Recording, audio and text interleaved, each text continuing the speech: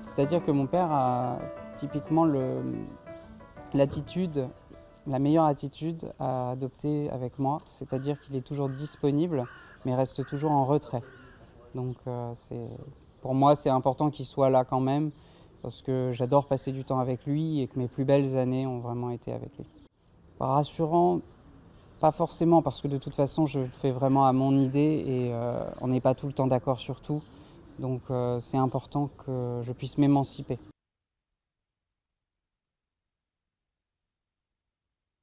Mon grand-père, c'est c'est la personne qui a vraiment créé la famille, qui nous a offert l'héritage en fait de cette culture et de cet amour. C'est vraiment grâce à lui qu'on est là. Et, euh, et je déplore vraiment le Covid et le fait qu'on soit aussi éloigné pour pas vivre ces moments-là avec lui. Parce que je sais qu'on lui doit tout. Moi, personnellement, je lui dois tout à ce niveau-là. Et j'espère le revoir bientôt, une fois que tout ça sera terminé.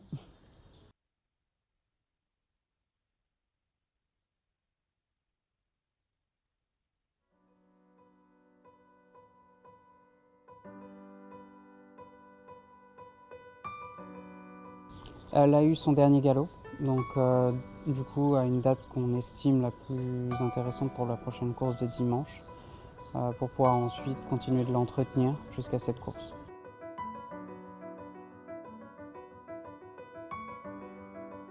Le gazon, c'est juste de l'affinage, le travail est vraiment quotidien chez les chevaux. Ah, c'est vrai que c'est le dernier galop avant la plus belle course que j'ai jamais courue, donc oui, à l'heure d'aujourd'hui, c'est le moment le plus important pour moi dans le monde des courses.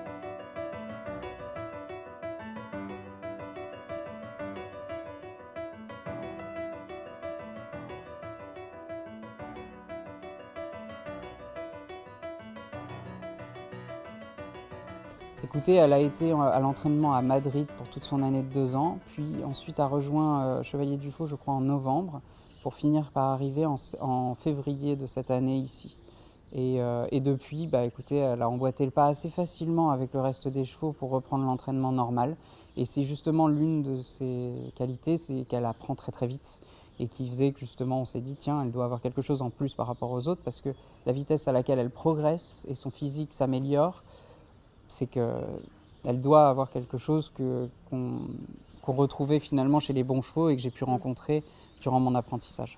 C'est un mélange de tout, à vrai dire. Mais il y avait quelque chose qu'elle dégageait qui montrait vraiment de la qualité. Mais c'est difficile et je ne pourrais pas vous le montrer de manière mathématique, c'est impossible, c'est une question de feeling. Vraiment, là pour le coup, c'est ce qu'elle déploie, c'est ce qu'on ressent quand on la voit faire canter, quand on la voit travailler, se reprendre après.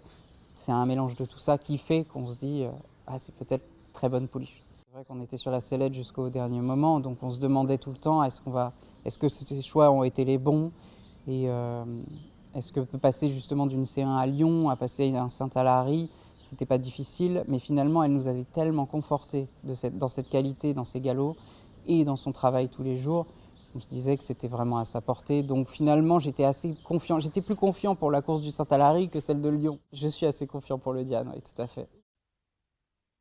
En fait, on avait tout axé sur le Saint-Alary, mais finalement, elle est ressortie du Saint-Alary tellement bien qu'on se dit que le Diane, ça peut tout à fait aller. La question, c'est le terrain. Il va y avoir un point d'interrogation sur le terrain. La distance, elle la connaît, la corde, elle la connaît aussi.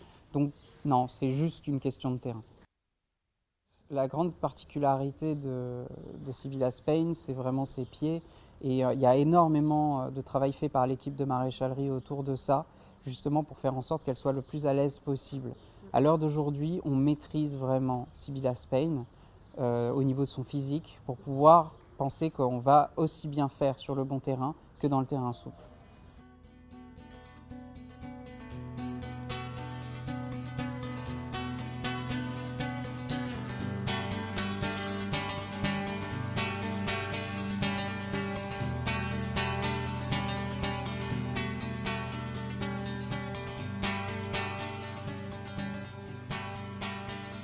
C'est-à-dire que c'est Sibylla Spain qui offre une participation à son propriétaire, parce qu'on est vraiment un peu tous des spectateurs privilégiés de cette histoire. Sibylla est juste incroyable, c'est juste fou. Elle arrive sur les courses et donne à chaque fois le meilleur d'elle-même. Et finalement, je suis un peu comme le client à ce niveau-là et je profite du spectacle.